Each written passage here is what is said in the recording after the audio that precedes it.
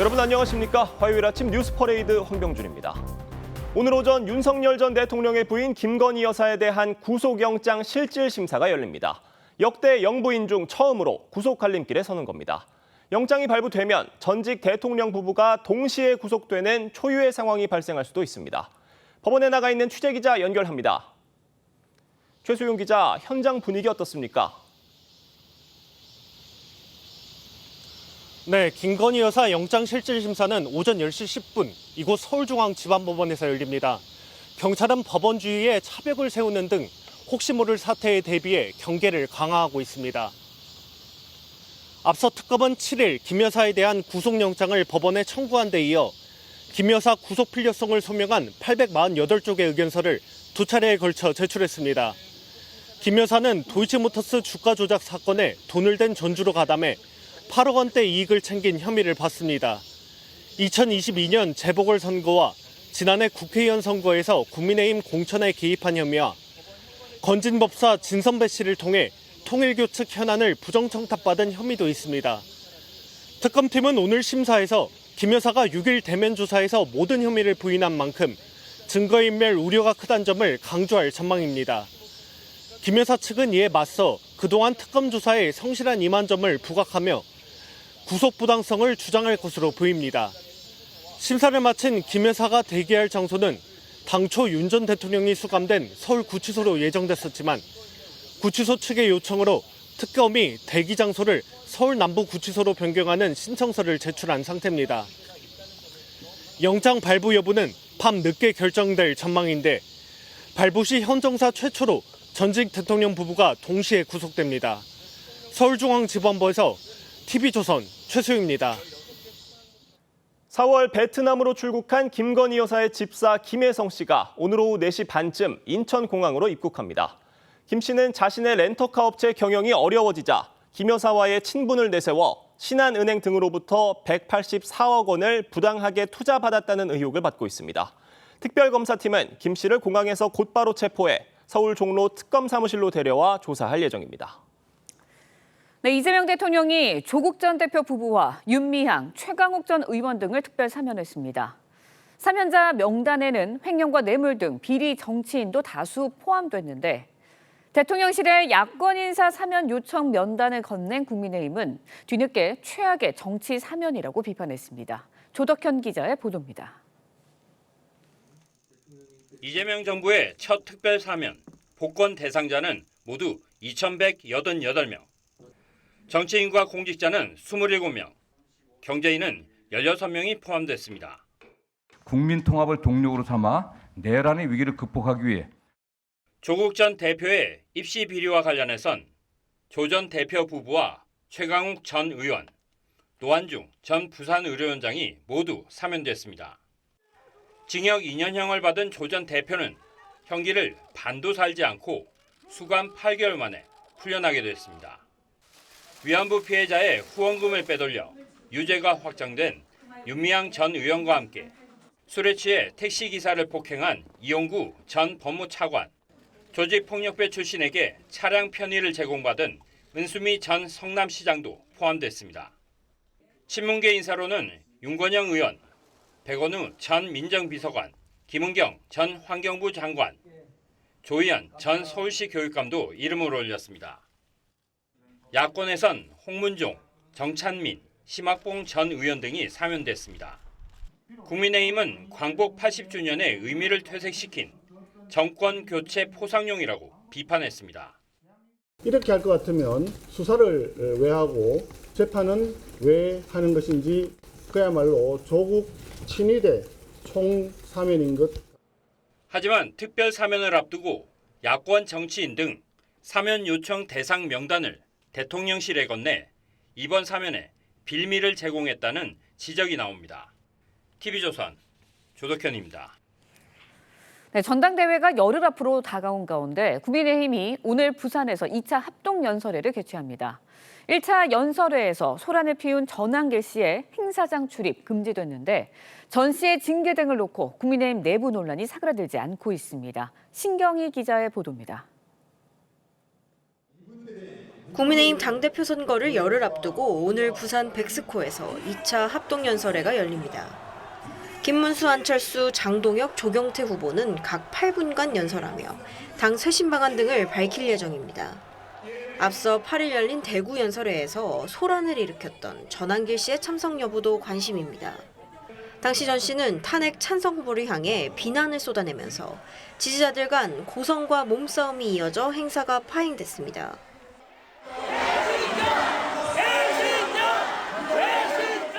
아니 당원된 지 얼마나 됐다고? 누구가 왜 여기 와? 나 당원된 지 20년 됐어. 한 살짜리가 여길 왜 와? 국민의힘은 윤리위원회 첫 회의를 열고 전 씨 징계 개시를 의결했습니다. 8월 14일 오전 10시 30분에 윤리위원회를 다시 개최해서 워낙 급한 사안이라서 비대위도 요구하고 국민의힘 차기 지도부 후보자들은 전 씨 징계 등을 놓고 분열상을 드러냈습니다. 전 씨는 윤리위 징계 개시 등에도 부산 연설에 참석을 예고했습니다. 민주당은 오늘 사법개혁 특위를 출범하고 야당이 반발했던 대법관 증언법 등을 논의할 계획입니다. TV조선 신경입니다. 네, 유시민 작가가 갑질 의혹으로 낙마한 강선우 의원 보좌진을 비난하는 발언을 해 2차 가해 논란이 일고 있습니다. 일을 못해 잘려놓고 익명에 숨어 갑질을 주장했다고 했는데 민주당 보좌진들 사이에서는 당 안팎에서 잇따르는 강 의원 감싸기에 우리가 노예냐는 등의 성토가 이어졌습니다. 전정원 기자가 보도합니다. 유튜브 방송에 나온 유시민 작가가 낚시터에 앉아 민주당 강선우 의원의 갑질 의혹을 언급합니다. 정말 그거는 말이 안 되는 거야. 그 엉망으로 짠 거지.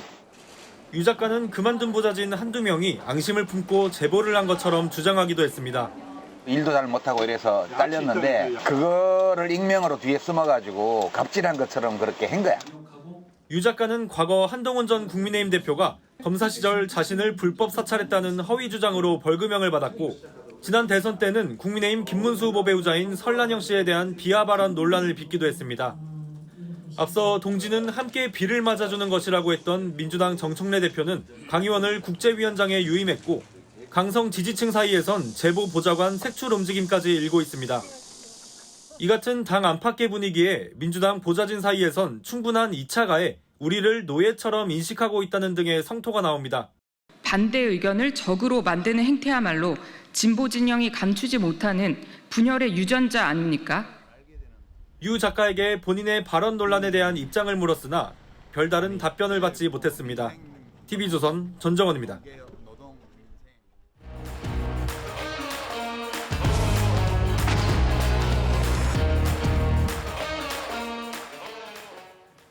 정치권 소식 짚어보는 아침의 맞소 시간입니다. 김상일 전 민주당 부대변인, 최병묵 정치평론가 나오셨습니다. 안녕하세요. 안녕하세요. 전해드린 대로 김건희 여사가 오늘 오전 법원의 구속영장 실질 심사를 받습니다. 민주당에서는 구속 수사를 촉구하는 목소리가 나왔는데요. 정청래 대표 얘기 들어보겠습니다. 꼭 구속되기를 기대합니다. 주가 조작, 공천 개입, 뇌물수수 의혹까지 중대 범죄에 대한 김건희 씨의 해명은 실소를 자아내기까지 합니다. 목걸이를 둘러싼 김건희 씨의 변명은 황당하기 짝이 없습니다. 이에 사법부에 엄중히 요청합니다. 법 앞에 모두가 평등해야 합니다. 윤석열, 김건희 부부에 대한 더 이상의 관대함은 이제 없어야 할 것입니다. 민주당 정청래 대표가 꼭 구속되기를 기대한다. 그러면서 법 앞에 모두가 평등해야 한다. 이렇게 얘기를 했습니다. 정 대표의 바람대로 김건희 여사가 구속이 된다고 한다면 전직 대통령 부부가 사상 초유로 동시 구속이 되는 거예요. 법원 판단 어떻게 예측하십니까? 글쎄 지금 김건희 특검은 사실 이제 증거인멸 우려가 있다. 그러면서 뭐 증거인멸의 가능성을 굉장히 여러 쪽에 걸쳐서 지금 얘기를 하고 있는 거죠. 네. 근데 그게 이제 과연 사실관계에 근접하느냐 하는 그런 논란이 있을 수 있어요. 더군다나 그게 다 상당 부분 인정이 된다고 할지라도 사실은 부부를 함께 구속하지 않는 것이 관행처럼 돼 있거든요. 그래서 이제 그게 윤석열 전 대통령 부부에 대해서만 예외라고 하면 또 그것도 또 좀 어색한 장면이고 그래서 사실 이 구속 여부가 그 전에 이재명 대통령 시절에도 뭐 구속영장 기각이 된 적이 있습니다만은 그게 참 예측이 어렵습니다. 예. 그래서 좀 두고 봐야 되지만 저는 한 가지 그 가능성이 뭐 그렇게 그 어느 정도는 가능성이 있어 보이지만 그러나 그 판사의 고유의 판단 영역이기 때문에 이 부분도 우리가 지켜봐야 될 거다 이렇게 생각합니다. 결국 특검이 주장한 증거인멸 가능성이 얼마나 소명되느냐가 관건일 것 같아요. 그렇죠. 예.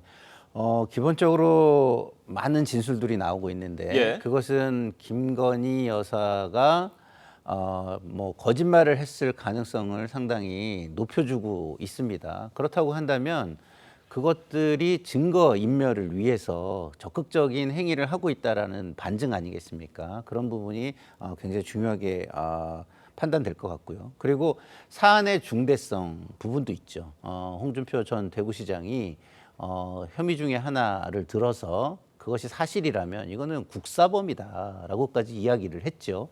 그런 사안의 중대성이 있고 그리고 특검 입장에서 본다면 이 구속영장이 기각될 시에 수사 차질이 불가피하다는 점도 있습니다. 그렇기 때문에 굉장히 방대한 분량의 구속 의견서를 낸 것으로 보입니다. 네. 그러니까 2시간 반쯤 뒤에 김건희 여사는 서울중앙지법에서 영장실질심사를 받게 됩니다. 이 심사를 받게 되면 보통 중앙지법에서 심사를 받게 되면 통상 서울구치소로 가는데 김건희 여사는 이번엔 남부구치소로 갈 가능성이 높다고 해요. 이거 왜 그렇게 된 겁니까? 그게 이제 서울구치소 측에서 요청을 했다는 거 아니겠어요? 아시다시피 서울구치소에는 지금 윤석열 전 대통령이 있습니다. 물론 서울구치소에서 김건희 여사가 대기를 한다고 해서 뭐 윤석열 전 대통령과 거기서 만나거나 하는 장면은 있을 수가 없겠죠. 그럼에도 불구하고 이제 서울구치소 앞이나 뭐 이런 데 여러 가지 소란 행위의 가능성은 없지 않거든요. 그래서 아마 서울구치소 측에서 그런 부분을 염려를 해서 아예 분리해서 대기시키는 게 낫겠다 이렇게 판단을 한 것으로 보이고요. 그래서 이제 남부구치소로 가는 건데 뭐 남부구치소에 가면은 뭐 남부구치소에서 그 어차피 장시간 대기하는 건 아니거든요. 그러니까 뭐 큰 의미를 갖지는 않는다 이렇게 봅니다. 알겠습니다. 특검은 영장실질심사를 하루 앞둔 어제 나토 순방 목걸이의 의혹과 관련해 서희건설을 압수수색했습니다. 이 목걸이가 인사청탁과 관련이 있다는 의혹이었어요. 그렇죠. 이 상황을 보면 너무나 공교롭다라는 생각을 지울 수 없는 부분이 있죠. 뭐냐면 이 목걸이를 서희건설이 구입한 시점 그리고 김건희 여사가 순방을 따라가서 목걸이를 공개석상에서 한 시점 이런 게 거의 뭐 비슷한 시점에 이루어졌고요. 그리고 그 이후에 또 일어난 일이 뭐냐? 한덕수 국무총리 비서실장으로 그 사위가 임명이 되는 일이 있습니다. 그래서 이런 일련의 과정이 너무나 공교롭다. 이게 그냥 일어난 일일 것이냐. 아주 고가의 제품이라는 점 뭐 등등을 본다면 대가성이 있는 것이 아니냐 이렇게 좀 보고 있습니다. 특검팀은 김 여사 친오빠의 장모의 집 압수수색에서 이 목걸이에 이어서 고가 시계 상자와 보증서를 발견했다고도 합니다. 이 시계에 대해서도 청탁 목적일 가능성을 염두에 두고 있다고 해요? 글쎄 뭐 비싼 선물을 사서 줬다고 해서 그것이 반드시 청탁이냐 하는 부분은 이제 특검이 입증해야 될 문제죠. 그리고 조금 전에 그 시계 얘기도 했습니다마는 자 서희건설이 산 시계가 과연 목걸이가 김 여사가 그 나토 정상회의 때 참석한 그 목걸이와 같은 목걸이냐 이런 부분도 이제 특검이 입증을 해야 됩니다. 그냥 시기가 뭐 대략 비슷하게 맞아떨어진다는 것 때문에 아마 이게 그거일 것이다라는 거 가지고서는 법원의 구속영장을 받아내기가 쉽지는 않을 걸로 보여서 저희가 지금 이제 구속영장 심사를 앞두고 특검이 계속해서 김건희 여사의 이제 증거인멸 가능성 뭐 이런 얘기를 거짓말 이런 부분을 계속 언론 플레이를 하는 걸로 보이는데 그걸 이제 영장 전담 판사가 인정할 것이냐 아니면 그 자체가 억측일 수도 있기 때문에 인정하지 않을 것이냐 그걸 좀 지켜봐야 되겠습니다. 알겠습니다. 이런 가운데 윤석열 전 대통령은 건강 악화를 이유로 내란 재판에 4회 연속 불출석하고 있습니다. 실명 위기까지 거론했는데 윤 전 대통령 측 입장 들어보겠습니다. 주사를 받지 않으면 황반변성이라는 게 치료를 제때 받지 않으면 실명 위기에 이르는 병입니다. 더군다나 또 당뇨와 겹쳐 있기 때문에 상태는 되게 심각한 상태입니다. 좀 현재로서는 몸 상태로는 재판 출석은 어렵다 이렇게 말씀드리겠습니다. 윤 전 대통령이 재판에 불출석하고 있는 명목상의 이유는 건강 악화입니다. 구체적으로는 어떤 실명 위기까지 언급을 하고 있는데 결과적으로 재판에 4번 연속 출석을 하지 않게 됐습니다. 이 상황 어떻게 보십니까? 그렇죠. 재판에 출석하지 않으면 여러 가지 불이익이 있을 수 있는 거는 뭐 당연히 그 윤석열 전 대통령도 알 겁니다. 자, 그럼에도 불구하고 출석하지 않는 이유, 물론 그게 이제 그 안과 질환을 비롯한 건강상의 문제, 뭐 그거는 그 어찌 보면 의학적 소견이 필요한 부분이고요. 그런데 이제 안과 질환 같은 거는 사실은 현직에 있을 때도 있었거든요.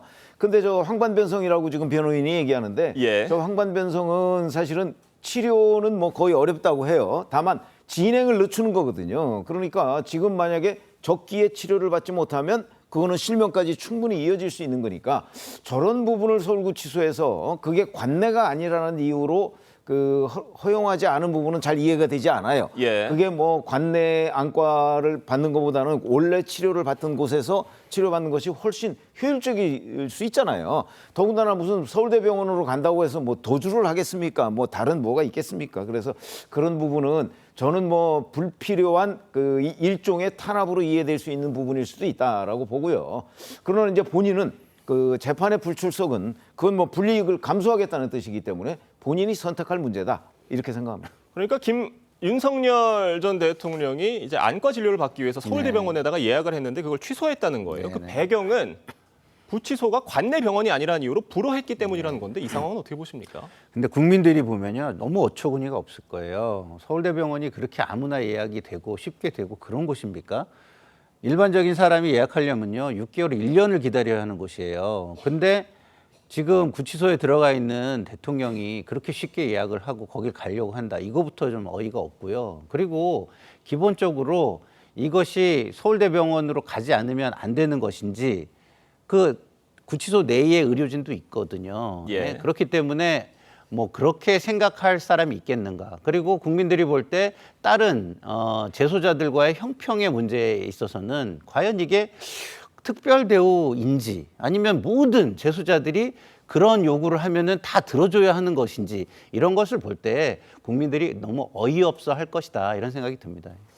알겠습니다. 어제 민주당 특검 특위는 윤 전 대통령 체포영장 집행 무산과 관련해서 또다시 서울구치소를 항의 방문을 했습니다. 특위 위원들이 현장에 가서 굉장히 목소리를 높이는 모습도 포착이 됐는데 결과적으로 소득은 없었던 것 같아요. 그러니까 CCTV 촬영 화면을 보자 뭐 이제 이런 주장을 하고 있는 건데 CCTV 촬영 화면은요 그 피고인들이 또는 피의자들이 구치소 내에서 생활하고 있는 모습을 찍은 건데 그건 서울구치소 측이 필요에 의해서 찍는 거거든요. 거기에는 이제 사생활적인 측면도 있을 수 있고요. 그다음에 그걸 공개했을 때 인권 침해적인 요소도 있습니다. 그러니까 그건 서울구치소가 판단하는 거잖아요. 그래서 서울구치소가 그 부분을 공개할 수 없다. 서울구치소는 뭐죠? 정성호 법무부 장관이 사실상 지휘하는 곳입니다. 자, 거기서 어렵다고 결정하는데 그걸 달려가서 그 카메라 있는 데서 호통치고 뭐 하는 거는 이 서울구치소를 정치의 현장에 끌어들이는 그야말로 정치적으로 활용하는 것에 그 이상도 이하도 아니다 이렇게 생각합니다. 그러니까 윤석열 대통령, 수감되어 있는 윤석열 대통령이 찍힌 그 CCTV를 보자고 하는 건 수용자의 인권과 결부된 문제다. 이런 지적입니다. 어떻게 들으세요? 뭐 그런 부분도 있을 수 있지만 어쨌든 저는 정치가 수사나 재판에 영향을 주려고 하는 행위는 저는 자제되어야 된다고 생각을 합니다. 왜냐하면 그런 식으로 해서 결과가 나오잖아요. 그러면 그게 사회적 갈등의 또 소재가 돼버려요. 왜냐하면 다른 진영도 정치가 한 진영만 있는 게 아니잖아요. 그리고 양 진영이 굉장히 지금 똘똘 뭉쳐 있는 상황이잖아요. 그런 상황 속에서 사법부의 판단을 냉정하게 기다리고 그걸 존중해서 가야 결말이 지어지지 이런 식으로 막 그 나서가지고 집행에 관여하는 듯한 수사나 조사에 관여하는 듯한 모습을 보이면 상대 진영에서는 그것에 대한 반발이 굉장히 커질 거란 말이죠. 그래서 제가 볼 때는 정치권은 좀 차분하게 사법부의 판단과 사법행정의 절차를 좀 기다리면서 아주 정말 심각하게 이거는 뭐 역사적으로 국가적으로 큰일이 발생할 것 같다. 이런 거에만 제한적으로 나섰으면 좋겠다. 이런 생각이 듭니다. 알겠습니다. 다음 소식도 짚어보겠습니다. 이재명 대통령이 광복절 특별사면 대상자를 최종 확정했습니다. 조국 전 대표, 윤미향 전 의원 등 정치인과 공직자 27명이 포함됐는데 대통령실 입장 들어보겠습니다.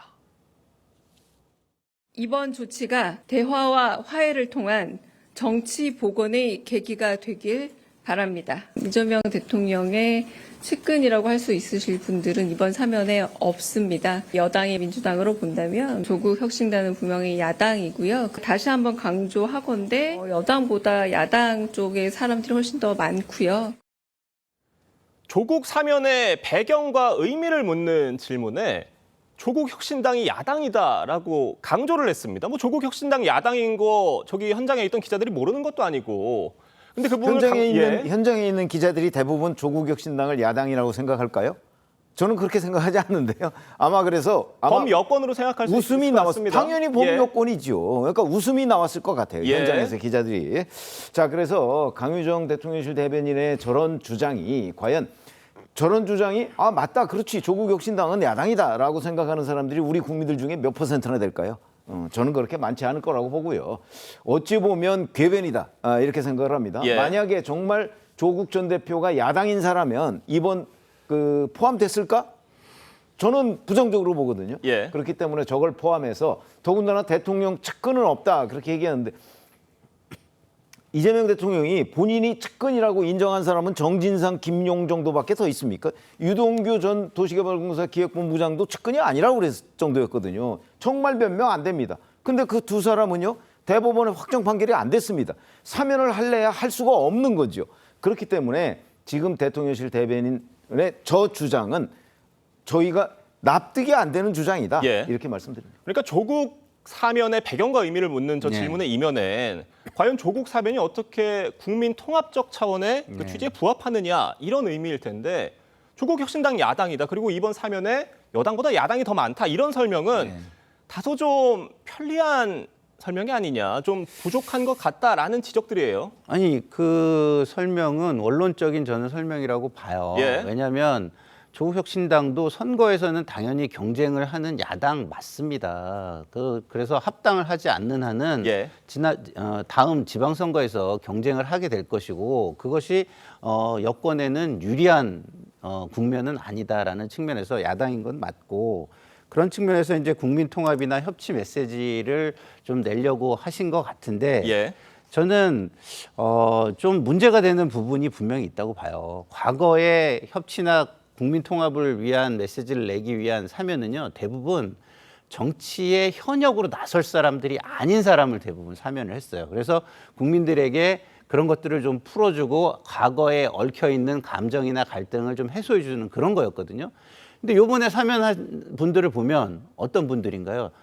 정치를 다시 할 사람들이에요, 대부분. 그러면 정치에 다시 나오는 순간 갈등의 큰 요소가 돼버립니다. 그렇지 않습니까? 조국 전 장관만 해도 정말 위선의 아이콘이라고 젊은이들은 다 보고 있는 분인데, 그런 분이 다시 정치에 나오면 또 그게 위선이냐 아니냐, 이거 가지고 엄청난 사회적 갈등이 생길 거예요. 그렇죠? 저는 그런 측면에서 정치를 다시 재개할 사람들을 사면 복권을 함으로써 국민통합 메시지를 낸다, 이거는 크게 효과를 보기 어렵다는 점에서 조금 더 생각을 좀 하셨으면 좋겠다. 아직 완전히 결론이 난 건 아니니까 이런 좀 간절한 희망을 갖습니다. 그러니까 이번 사면을 통해서 많은 분들의 정치 재개의 길을 열어줬다라는 말씀이신데, 이렇게 조국 혁신당이라는 야당, 그러니까 민주당과 경쟁 상대가 될 수 있는 야당, 조국 전 대표의 정치의 재개의 길을 열어준 이유는 뭐라고 보세요? 그러니까 기본적으로 그 부분에 대해서 앞으로 뭐 어떤 대통령 입장에서는 그 상황을 관리하고 그 상황이 정권의 성공으로 이어지면 좋겠다, 이런 게 있을 거 아닙니까? 그런 측면에서는 정치권의 많은 사람들이 각자는 경쟁을 해도 정권에 앞으로 나가는 데는 도움이 된다면 할 수 있는 거예요. 그런 측면에서 저는 했다고 보는데, 이게 국가나 정치나 미래, 역사 미래에는 좀 문제가 되는 게 이런 겁니다. 모든 정치인들이 앞으로 정치 갈등을 자기의 자양분 삼을 거예요. 윤석열 피고인도 똑같을 겁니다. 이걸 보고서 이렇게 할 거 아니에요? 아, 정치 갈등을 극대화시키면 거기에 그 갈등을 해소하기 위해서 나를 사면시켜 줄 거야. 그리고 나는 사면시켜 주면은 나는 다시 정치를 재개해서 명예를 회복할 거야. 조국 전 장관이 가는 길이 앞으로 정치하는 모든 사람들의 정치적 저항의 희망이 될 수 있는 그런 상황이 되는 겁니다. 그래서 이것이 역사적으로 저는 좋은 일일까? 이런 걸 다시 한번 생각해 봐야 된다 이런 생각입니다. 알겠습니다. 다만 지금 야당에선 조국 전 대표나 윤미향 전 의원을 사면을 한 게 결국 대선 청구서를 받아든 거다 이런 지적이에요. 뭐 그런 거 있죠. 지금 뭐 이제 경쟁 관계가 될 수 있다 이렇게 말씀을 하셨는데 내년 지방선거 때 조국혁신당이 민주당의 경쟁 관계가 될 수 있을까요? 그거 단언하기 어렵습니다. 저는 오히려 안 될 가능성. 왜냐하면 어차피 범여권이니까. 그래서 조국혁신당을 이번 대선에서도 조국혁신당이 후보를 안 냈지 않습니까? 그런 걸 보면 경쟁 관계가 될 가능성보다는 그렇지 않을 가능성이 더 높다. 이렇게 보고요. 결국은 조국, 윤미향 이런 사람들을 다 해서 오늘 아침 동아일보 보도에 따르면 27명 중에 범여권이 19명이라는 거 아니겠어요? 그리고 범야권이 8명밖에 안 돼요. 근데 그걸 가지고 지금 대통령실 대변인이라는 사람이 야권이 훨씬 더 많다고 주장을 하는 거예요. 이런 식의 주장이 과연 국민들한테 얼마나 공감을 받을 수 있을 것이냐 하는 부분에 대단히 회의가 들고요. 더군다나 지금 얘기하는 거는 여권, 그러니까 이재명 대통령의 주변 지지 세력에 대한 무더기 면제부기 때문에 일단 앞으로 이제 5년간 대통령직을 유지하면서 우리 편을 확실하게 결집시키자. 저는 이런 정치적 의도가 있다고 봅니다. 알겠습니다. 광복절 특사 발표를 두고 여야 반응은 극명하게 엇갈렸습니다. 양측 입장 들어보겠습니다. 정치 검찰이 피해자들도 명예를 되찾는 것이 당연합니다. 그럼에도 지지와 함께 비판의 목소리도 있을 것입니다. 모든 목소리를 소중히 듣겠습니다. 오만과 독선으로 단행한 이번 광복절 특사는 대통령 사면권 남용의 흑역사로 오래 기록될 것입니다. 철회 입장 밝히시긴 했는데 홍문정 의원이 포함된 거에 대해서는 입장 없으실까요? 국민의힘이 뭐 강하게 비판을 하기는 했는데 좀 궁색하게 들릴 수가 있는 게 송원석 원내대표가 핸드폰을 또 이제 대통령실에 전달했던 그 사면 대상자 명단의 내용이나 또 그걸 전달한 방식 등이 굉장히 좀 결국 이런 명분을 줬다 이런 평가예요. 어떻게 보십니까? 그렇죠. 그러니까 국민들이 볼 때 저 말을 지지해 주려면 진정성이라든가 어떤 이런 게 느껴져야 되는데 딱 보기에 앞과 뒤가 달라 보이는 거죠. 뒤에서는 사실상의 거래를 하고 있으면서 앞으로는 다른 얘기를 한다. 그리고 그것이 들키니까 화들짝 놀라서 더 강하게 주장한다. 이렇게 보일 수밖에 없는 상황 아니겠습니까? 그래서 처음부터 어떠한 가치를 가지고 일관성 있는 주장을 했다면 저 말이 박수받고 인정을 받겠지만 뭐 자기가 하던 일이 들키니까 입장을 바꾸는 듯한 모습은 박수받기 힘들다. 오히려 비판을 할 수밖에 없다. 이런 생각이 듭니다. 어떻게 보십니까? 글쎄, 뭐 송원석 비대위원장으로서는 아마 이제 대통령 비서실장으로부터 이제 사면 대상 뭐 건의할 사람 있으면 건의해 주세요라고 그러니까 진짜 별다른 생각 없이 여론 수렴이다. 아마 이래서 저는 한 걸로 보이는데요. 어찌 보면 정치적 수에서 좀 굉장히 낮은 단계가 아닌가 이런 생각이 들고요. 그 얘기를 딱 들었을 때 첫 번째로 이게 조국 뭐 이런 사람들 사면하는데 끼워 팔게 하려고 하는구나. 라는 느낌이 들었으면 아마 그렇게 하지 않았을 거예요. 그래서 송원석 비대위원장이 저는 순진했다. 대통령 비서실장의 어떤 정치적 수에 넘어갔다. 이렇게 봅니다. 알겠습니다. 지금 민주당 등 범여권에선 이재명 대통령의 결단을 존중한다는 입장을 밝혔습니다. 조국 전 대표의 사문으로 여권 일각에선 민주당과 혁신당의 합당 예측 가능성까지 나오고 있는데 어떻게 보세요? 글쎄 뭐 조국 전 대표가 이제 정치 활동을 할 수 있도록 되어 있으니까 어떤 선택을 할지는 사실 우리가 지금 예측하기가 쉽지가 않아요. 그러나 저는 합당 부분에 관해서는 아마 안 할 가능성이 더 높다고 보는 이유가 이렇게 두 개의 정당으로 범여권 제1중대, 2중대 이런 식으로 있는 것이 아마 전국 운영에는 더 유리하다고 볼 가능성이 높고요.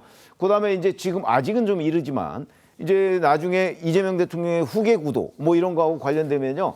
조국 전 대표는 그 가능성 범주 내에 들어가 있는 사람이에요. 그러면 아마 오히려 민주당에서 합당을 반대할 거요. 흐름을 잘 보시죠. 알겠습니다.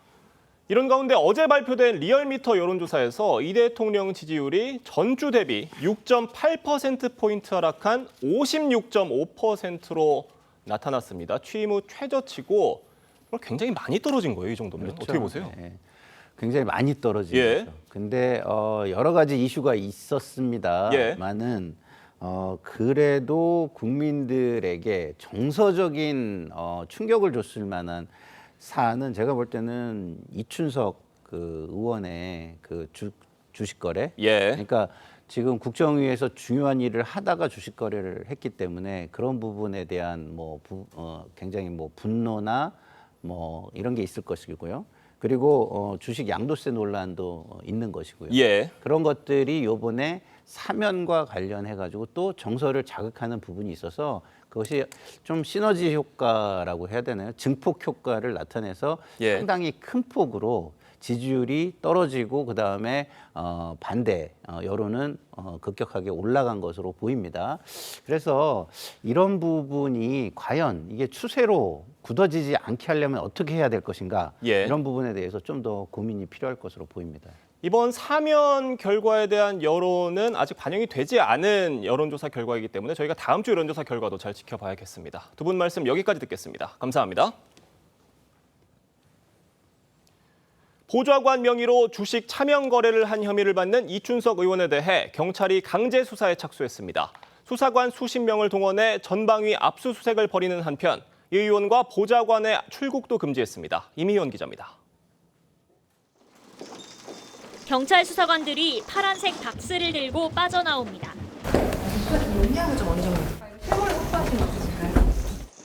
서울경찰청 금융범죄수사대는 10시 20분부터 약 5시간에 걸쳐 무소속 이춘석 의원의 의원회관 사무실을 압수수색했습니다. 한 취재진은 의원실 앞 폐품박스에서 아이디와 비밀번호로 추정되는 단어가 써진 수첩 여러 권을 발견해 수사팀에 전달했습니다. 이 의원은 보좌관 명의로 주식 차명 거래를 하고 AI 국가대표 기업 선정 관련 내부 정보를 주식 거래에 활용한 혐의 등을 받고 있습니다. 경찰은 앞서 지난 주말엔 전북 익산의 이 의원 지역 사무실과 자택 등 8곳을 압수수색했습니다. 이례적으로 시차를 둔 압수수색을 놓고 일각에선 이 의원이 대비할 시간을 준 것 아니냐는 비판도 나옵니다. 이 의원은 차명거래 의혹에 대해 휴대폰을 착각해 잘못 사용한 것이란 입장입니다. 그럼 그 핸드폰이 보좌관 핸드폰이라고? 경찰은 이 의원과 차 보좌관의 출국을 금지하고 두 사람에 대한 통신영장도 신청했습니다. 또 금융기관 계좌 추적을 통해 주식 거래 내역을 확보한 것으로 전해졌습니다. 경찰은 압수물 분석이 끝나는 대로 이 의원과 차 보좌관을 소환 조사할 방침입니다. TV조선 임희원입니다. 네, 잇따르는 산업재해 사망 사고에 이재명 대통령이 면허 취소 등의 특단의 대책을 강구하라고 했죠. 하지만 5인 미만의 양식장과 공장에서 연일 산재 사망 사고가 잇따랐습니다. 김태준 기자의 보도입니다. 119 대원들이 원통 위와 아래에서 밧줄을 잡아당깁니다. 원통 아래 3.5m 지점에서 의식을 잃고 쓰러진 근로자들을 구조하기 위해서입니다. 들어가고 정신대 지금 한 명을 더 끌어올리고 있어요. 외국인 근로자 2명은 병원으로 옮겨졌지만 모두 숨졌습니다. 이들은 양식장 담수정화 시설 수중모터를 청소하러 내려갔다 변을 당했습니다. 한 사람 들어갔는데 한 사람이 내 수입을 끌어오는 동안에 부하로 들어간 거예요. 그래서 같이 고용노동부 등 관계기관은 합동감식 결과 감전 사고에 무게를 두고 있는데 사고 당시 근로자들은 절연장갑 등 안전장구는 착용하지 않은 것으로 알려졌습니다. 적극적으로 좀 접시나 누적 차단기가 설치가 됐는지를 먼저 최우선적으로 확인할 예정입니다. 해당 양식장은 상시 근로자가 5인 미만이라 중대재해처벌법 적용 대상은 아닌 것으로 파악됐습니다. 경기 광주시 한 공장에서 40대 남성이 H빔에 깔려 숨졌습니다. 시계처럼 빔을 빼야 될 거 아니에요. 뭐가 잘못됐는데 떨어졌는데 그 밑에 있는데 그 옆에 있다가 이제 깔린 거죠. 이 공장 역시 중대재해처벌법 적용 제외 사업장인 것으로 전해졌습니다. 지난 3년 동안 산재로 숨진 2,500여 명 가운데 약 37%는 5인 미만 사업장에서 일하던 근로자였습니다. TV조선 김태준입니다. 네, 충남의 한 기숙형 남자 고등학교에서 한 남학생이 집단 성폭행을 당했다는 고소가 접수돼 경찰이 수사에 착수했습니다. 학교 측은 가해 학생들을 다른 반으로 이동시켰지만 피해 학생은 여전히 가해자들을 마주칠 거라는 두려움에 정신적 고통을 호소하고 있습니다. 송무빈 기자의 보도입니다. 신체 민감 부위를 집요하게 만지거나 때렸다. 피해자가 울어도 폭력은 점점 더 심해지며 가담자가 늘어났다. 지난달 16일 충남의 한 기숙형 남자고등학교에서 학교폭력 신고가 접수된 뒤 가해자로 지목된 학생들이 써낸 사과문 내용입니다. 너를 어떻게 때릴까 희롱하면서 너 왜 가냐 너 패고 자퇴한다. 학교 측은 같은 반 학생 최소 7명이 가담해 피해 학생을 몇 달 동안 괴롭힌 걸로 파악했습니다. 학교는 가해 학생들을 다른 반으로 이동시키고 기숙사도 다른 층으로 옮겼습니다. 하지만 피해 학생은 가해자들을 마주칠까 불안에 떨며 정신과 치료를 받고 있습니다. 피해자 측은 가해자에 대한 출석 정지 조치를 통해 확실한 분리가 필요하다는 입장이지만 학교 측은 아직 사건이 조사 단계로 가해 학생들의 학습권까지 박탈할 수는 없다고 설명했습니다. 근데 정말 피해 학생들을 이해한다고 하면은 그 가해 학생들에게 출석 정지까지 할 필요가 있다고 생각합니다. 피해 학생 측이 특수 강제추행 등 혐의로 고소해 경찰도 지난주 수사에 착수했습니다. TV조선과 연락이 닿은 가해 학생 측은 피해자에게 미안하지만 오해를 받은 부분도 있다는 입장을 밝혔습니다. TV조선 송무빈입니다.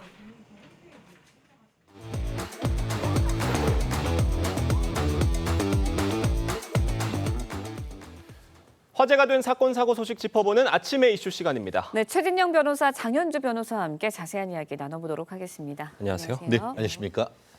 앞서 전해드린 대로 경찰이 주식 차명 거래 의혹을 받는 이춘석 의원에 대해 강제 수사에 착수를 했습니다.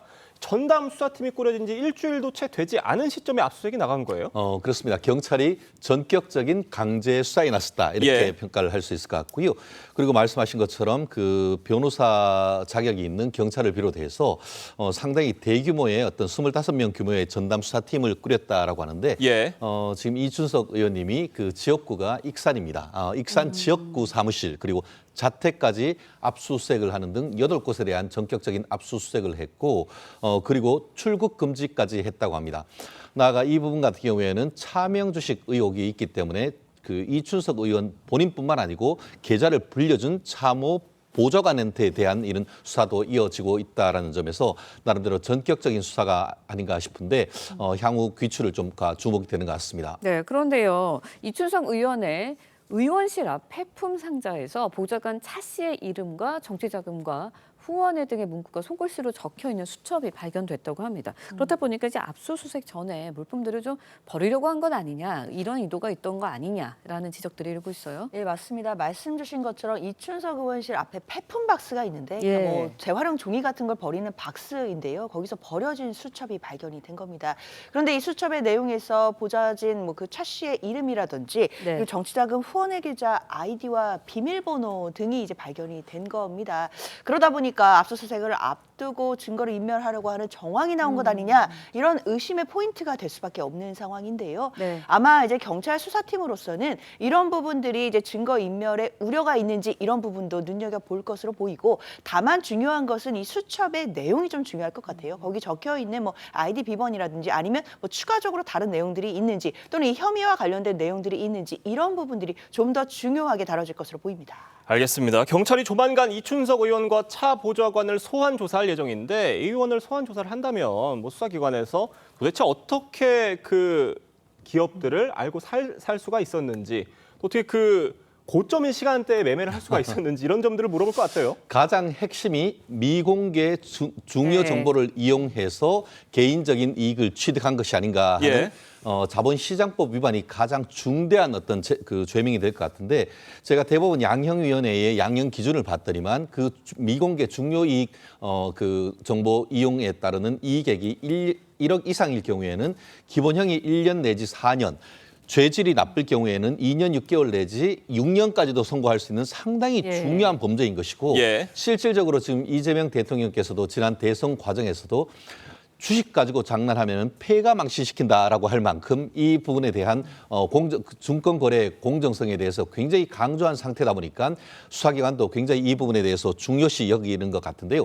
차명거래, 그러니까 금융실명법뿐만 아니고 그와 같이 그 이재명 대통령이 가장 중요시하는 AI, 5년 동안 100조라 되는 돈을 지원하겠다라고 하는데 그 지원 대상이 되는 기업들을 딱딱 찍어 했는데 알고 봤더니만 이춘석 의원이 국정기획위원회의 경제2분과 과장 그 대표로서 지금 그 차모 그 보좌관 같은 경우에도 거기 같이 소속돼 있다는 건 아니겠습니까? 예. 그러다 보니까 오후에 이와 같은 특정 기업이 지정이 된다는 것을 미리 알고 샀다가 그 정보가 공개되기 직전으로 가장 주가가 많이 올랐던 그 시점에 판 것이 아닌가 하는 그런 의혹이 있기 때문에 이 부분에 대한 명확한 경찰의 조사 필요할 것 같습니다. 뭐 이해관계 충돌 의혹도 좀 일고 있는 것 같은데 일각에서는 이춘석 의원 이미 제명이 된 상태인데 의원직까지 박탈을 해야 된다 이런 의견도 나오고 있습니다. 어떻게 보세요? 그렇죠. 두 가지 내용에서 좀 봐야 될 것 같습니다. 일단 의원직을 제명하는 절차에 관련된 부분인데요. 제명을 하기 위해서는 국회 윤리특위에서 먼저 심사를 해야 되고 네. 그 후에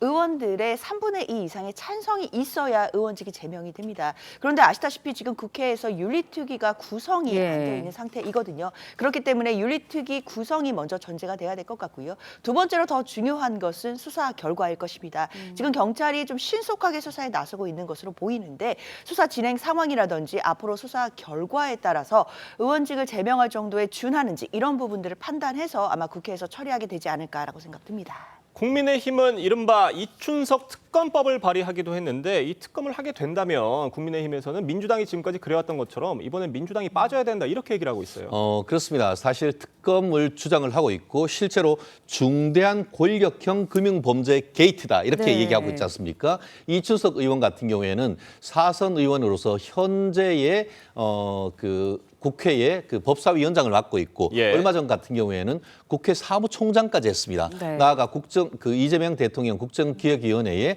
말씀드린 것처럼 AI 등을 전담하는 그 경제분과 이 위원장으로 있는 이런 상황이다 보니까 그런 내부적인 미공개 정보를 유용했다라고 할 경우에는 중대한 권력형 금융 게이트가 아닌가 하는 의혹은 충분히 제기할 수 있는 부분이라 생각합니다. 그렇기 때문에 국민의힘이 제기하는 이런 특검 자체에 대해서는 정당성이 충분히 있다라고 생각하는데요. 다만 민주당 같은 경우에는 이 부분이 개인의 비리다라고 하면서 꼬리 자르기 내지 방화벽을 치는 이런 상황 속에서 과연 국민의힘이 얘기하는 이런 특검법이 실질적으로 통과될 수 있을지는 상당히 의문인데요. 결국 이 부분에 대해서는 국민의 여론의 향방에 따라 실질적으로 진행될 여부가 가늠이 될 것인데 사실 원래 이런 이해 충돌 이렇게 되면은 국회의원들이 본인이 가진 주식을 백지 신탁을 해야 되는데 국정자문위원으로 들어간 분들 중에 백지 신탁을 했다는 소식을 아직까지 제가 듣지 못한 것 같습니다. 네, 알겠습니다. 이번에는요 경복궁 낙서 이야기도 좀 해보도록 하겠습니다. 한국 대표하는 문화유산 경복궁 또다시 낙서 테러를 당했습니다.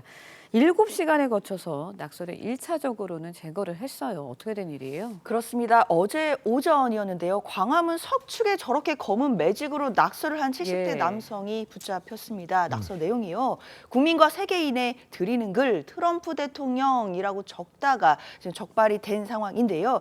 가로로 1.7m, 세로로 0.3m나 되는 크기의 낙서를 광화문 석축 기단에 저렇게 검은 매직으로 해버린 겁니다. 국가유산 측에서는요 가림막으로 이제 가려놓고 7시간 동안이나 낙서를 제거했고 전문가 5명에서 6명이 동원이 됐는데요. 약품으로도 쉽게 지워지지 않아서 오후 2시경에는 레이저 기기까지 동원해서 지울 수밖에 없었다라고 하는 안타까운 상황이었습니다. 이런 낙서범들은 체포가 되면 통상 어떤 조사를 받게 되는 거예요? 참 안타까운데요. 우리나라 가장 얼굴 아닙니까? 광원의 얼굴인데 실질적으로 국가문화유산법 92조에 보면 어떻게 돼 있냐면은 국가지정문화유산을 손상, 절취, 은닉하거나 그 밖에 효용을 해한 자는 징역 3년 이하의 징역에 처하고 실질적으로 저와 같이 이제 원상 복구에 따르는 비용도 추징할 수 있다라고 되어 있습니다. 그렇기 때문에 현행범으로 잡힌 이상 이 부분을 부인하기는 어려울 것이고 이 사안에 대한 형사처벌과 함께 어쨌든 저와 같은 긴급 복구에 필요한 소요된 자금도 어떻게 보면 회수하는 절차 반드시 해야 될 것 같습니다. 알겠습니다. 오늘 두 분 말씀은 여기까지 듣겠습니다. 감사합니다. 고맙습니다. 트럼프 미국 대통령이 당초 내일 종료 예정이던 대중 관세 유예를 90일 더 연장했습니다. 네, 중국에 더 많은 양보를 이끌어내기 위한 전략이라는 분석인데 관세 논란이 일었던 금에 대해서는 무관세라는 점을 분명히 했습니다. 이루라 기자의 보도입니다. 지난 4월 서로 100%가 넘는 고율 관세를 매기며 정면 대치했던 미국과 중국. Announcing that the United States tariff on all goods from China has again increased. 한 달 뒤 스위스 제네바에서 상호 관세를 대폭 낮추며 90일 휴전을 선언했습니다. 휴전 종료를 하루 앞두고 트럼프 미 대통령이 중국과의 관세 휴전을 90일 더 연장하는 행정명령에 서명했습니다. We'll see what happens. China's been, we've been dealing very nicely with China, as you probably have heard. The relationship is very good with President Xi and myself. 제네바 합의 이후 양국은 마지막 남은 24% 관세 적용을 유예해 왔습니다. 트럼프 대통령의 이번 조치는 협상 분위기는 유지하면서도 남은 기간 동안 중국에 더 많은 양보를 이끌어내기 위한 전략으로 풀이됩니다. 실제로 트럼프 대통령은 연장 발표 전날 중국의 미국산 농산물인 대두 구매 확대를 압박했습니다. 트럼프 대통령은 관세 논란이 일었던 금에 대해서도 무관세라는 점을 분명히 했습니다. 지난 8일 미 세관 국경보호청이 금을 관세 부과 대상으로 분류했다는 보도가 나오며 금값이 급등하자 잘못된 정보라며 선을 그으며 진화에 나선 겁니다. 금 무관세 소식에 뉴욕 상업거래소에서 금 선물 종가는 온스당 3,404.7달러로 전 거래일 대비 2.5% 하락했습니다. TV조선 이루라입니다. 넷플릭스 영화 K-팝 데몬 헌터스에 등장하는 K-팝 노래 골든이 미국 빌보드 메인 싱글 차트 핫 100 1위에 올랐습니다. 지금까지 이 차트 1위를 차지한 K-팝 가수는 방탄소년단뿐이었고 여성 보컬 K-팝 곡으로는 골든이 처음입니다. 골든은 영화 속 가상 K-팝 걸그룹의 노래로 한국계 미국인 가수들이 불렀습니다. 이 곡은 앞서 영국 오피셜 싱글 차트에서도 1위를 차지했습니다. 국가 폭력 범죄에 대해 독립 몰수제를 도입하자는 논의가 급물살을 타고 있습니다. 최태원 SK그룹 회장과 노소영 관장의 이혼 소송에도 변수가 될 수 있다고 하는데 어떤 내용인지 오현주 기자가 설명합니다. 현행법상 범죄자가 사망하거나 시효가 지나면 기소를 할 수 없어 범죄 수익도 몰수할 수가 없습니다. 국회는 토론회를 열어 독립몰수제를 도입하는 방안을 논의했습니다. 사명하거나 또 공소시효 경과로 처벌할 수 없는 상황이라고 할지라도 재산만이라도 범죄 수익만이라도 그 몰수를 해서 어떤 사회적인 그 정의 이걸 실현을 하고 독립몰수제는 유죄 판결이 없더라도 범죄 수익이라는 것이 일정 수준 증명되면 몰수할 수 있도록 하는 제도입니다. 법조계에선 실체가 드러나기 어려운 국가 범죄 등에 대해 독립몰수제 도입이 필요하다는 주장이 나옵니다. 그 법상의 구조적인 한계 때문에 그렇다는 것이죠. 몰수를 추진을 할 필요가 있다는 차원에서 독립몰수제가 도입이 되는데 이러한 거는 국제사회에서도 실제 같은 방향성을 가지고 있고 정부도 도입에 긍정적입니다. 민사상 소멸시효도 배제를 해서 상속재산 범위 내라면 그가 사망한 후에 그 상속자들한테까지도 민사상 배상 책임을 끝까지 물어야 된다고 생각합니다. 정성호 법무부 장관도 인사청문회에서 독립몰수제를 꼭 도입해야 된다고 했습니다. 독립몰수제가 도입될 경우 최태원 SK그룹 회장과 노소용 아트센터 나비관장의 이혼 소송 과정에서 새롭게 드러난 노태우 비자금 900억 원이 첫 번째 대상이 될 가능성이 있습니다. 여당은 올해 안에 도입하도록 입법 절차에 속도를 낼 방침입니다. TV조선 오현주입니다.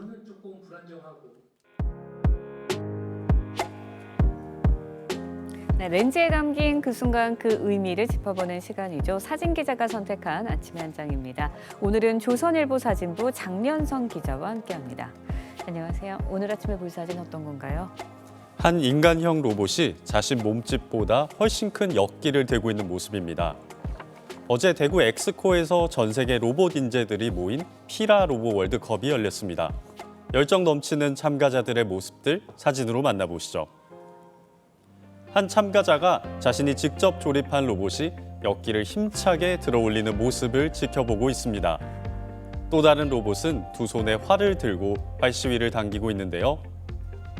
귀여운 모양을 가진 이 작은 로봇은 골대를 향해 스스로 막대를 집어넣기도 했습니다. 이날 대구에서는 전 세계 17개국 900여 명의 로봇 인재들이 모여 직접 제작한 로봇으로 경쟁을 펼쳤습니다. 네, 참 다양한 로봇들이 한자리에 모였는데요. 이번 대회에서 어떤 로봇들이 새롭게 등장했나요?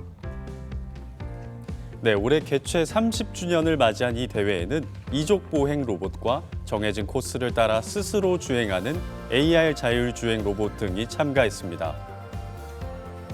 대회에서는 경진대회와 드론을 활용한 재난구조 레이싱 같은 다양한 로봇 기술을 겨루는데요. 전국 초, 중고 학생 1,300명이 출전해 VR과 접목하는 에어로봇 챌린지도 열립니다.